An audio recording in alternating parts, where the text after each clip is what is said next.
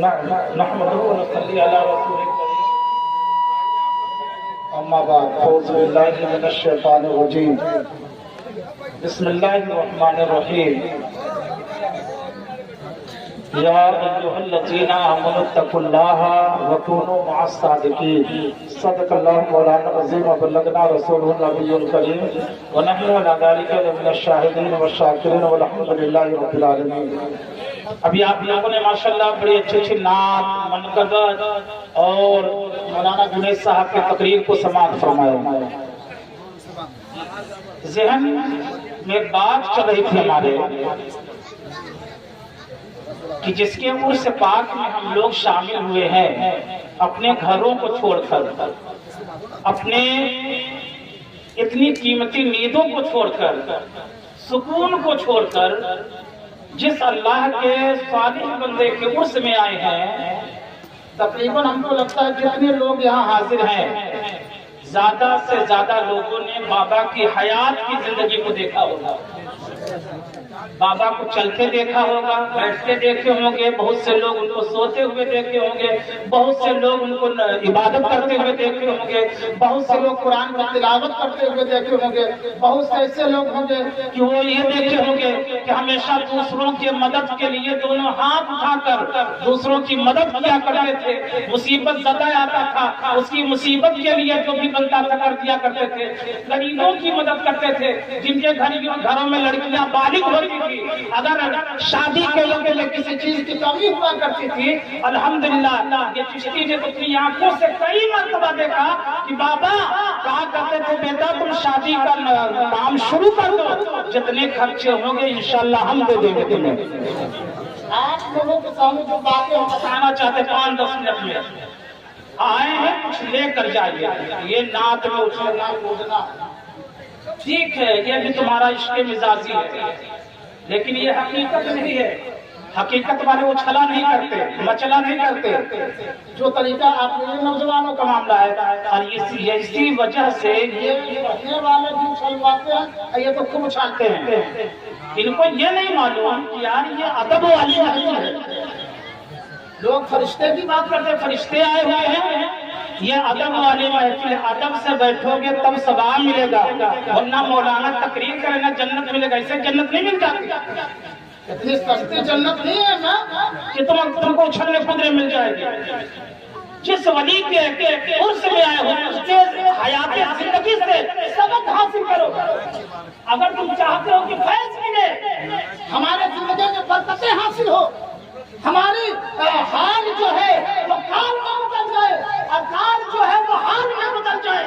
ان کی زندگی میں دیکھو کہ جب رمضان کا مہینہ آیا کرتا تھا، عالم کہتے ہیں 20 رمضان کے بعد 30 تک رکعت میں بیٹھنا چاہیے، لیکن یہ اللہ والے کہتے نہیں، وہ 10 دن بیٹھنا تو واجب ہے.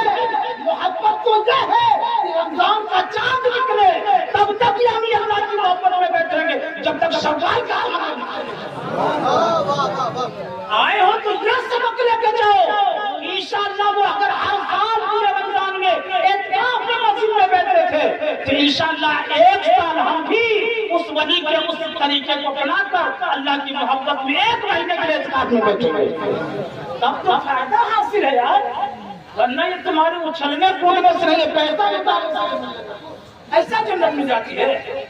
ماں ادب کے ساتھ بیٹھو، محبت کے ساتھ بیٹھو، طریقے سے سیکھو کچھ بزرگوں سے. یہ تو ابھی حیات میں تھے، ابھی 2 سال پہلے کا پردہ کرتا تھا. ہاں آپ ان کی زندگی کو دیکھو. 12 مہینے سال میں 365 دن ہوتے ہیں، 5 دن جتنے یعنی روزہ رکھنے کے لیے اللہ اس کے رسول نے منع کیا، بس وہی 5 روزے نہیں رکھا کرتے تھے، ورنہ 360 روزے وہ رکھا کیا کرتے تھے.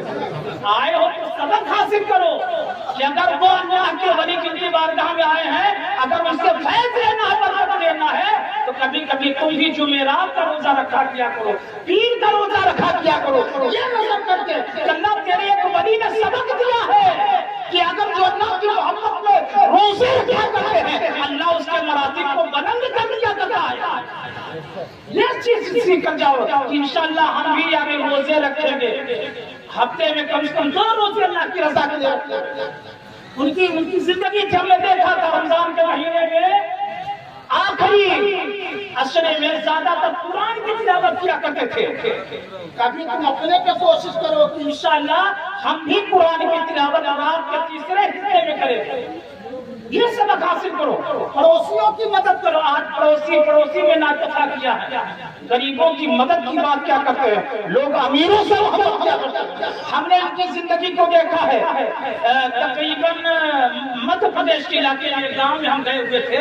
ہم نے اپنی آنکھوں سے دیکھا کہ جہاں پہ ہم لوگ مہمان نوازی پہ رکے تھے، بھیا وہاں نہیں رکے ہوئے تھے بلکہ ایک غریب شخص کے گھر میں رکے تھے. جب صبح کے وقت ہم ملنے گئے ہیں اس کے پاس سونے کے لیے چارپائی بھی اچھی نہیں تھی. میں نے کہا حضور آپ یہاں کہاں رکے تھے؟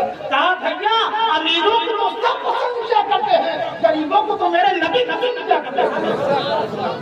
کوشش کرو، ان کے پاس آئے ہو، ان کے بارگاہ میں آئے ہو تو سبق حاصل کرو. کبھی غریبوں سے محبت کیا کرو، کبھی یتیم و بیواؤں کی مدد کیا کرو، کبھی بے سہاروں کی مدد کیا کرو، لاچاروں کی مدد کیا کرو. اور اس حد سے نہیں عزت ملے گی بلکہ اس ڈر سے، اس کام سے اللہ اس کا رسول اللہ رسول کو راضی کرنے کے لیے ایسے کام کرو. انشاءاللہ اگر ایسے کام کریں گے تو ان کی بارگاہ سے تمہیں فائدہ ہی فائدہ ملے گا. ورنہ بے طریقے آؤ گے تم چادر پہ چادر نہیں پھول پہ پھول بچھا دو. ہم نے ان کی زندگی کو دیکھا ہے. انہوں نے کہا رس ملائی لگانے سے بابو کام نہیں چلتا. اگر کل چلتا ہے تو محبت میں جلنے میں ہوا کرتا. تو کوشش کرو ان کی بارگاہ ان کے طریقے کو اپناؤ.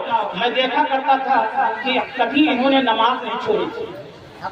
یہ میں نے اپنی آنکھوں سے دیکھا ہے.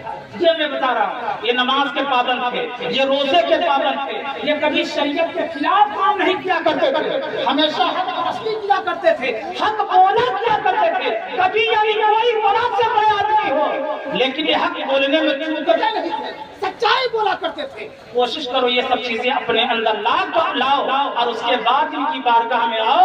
انشاءاللہ ان کے دروں سے جو فیض ملے گا اسے تمہاری دنیا اور آخرت سنور جائے گی. اللہ تعالیٰ ہم سب کو نیک عمل کی توفیق عطا فرمائے.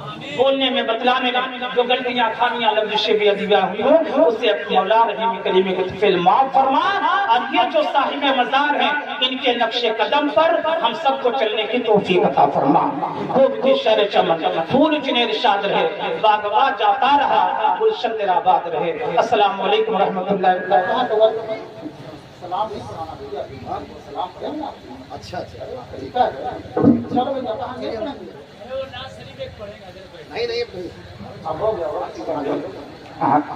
بس ایک گزارش آپ لوگوں سے کریں، تھوڑا سا آپ لوگ دیکھیے. میں نے بتایا کہ ادب والی باتیں ابھی آپ لوگوں نے جسمانی غذا لیا ہے، اب یہ روحانی غذائیں ہیں ہمارے بزرگوں کے نزدیک. پہلے آپ لوگ ایسے تو تھوڑا ایسے ہاں پشچم طرف چہرہ کر لیجیے اور آپ لوگ پورا کی طرف کر لیجیے. لائن سے بیٹھے ایسا نہیں آگے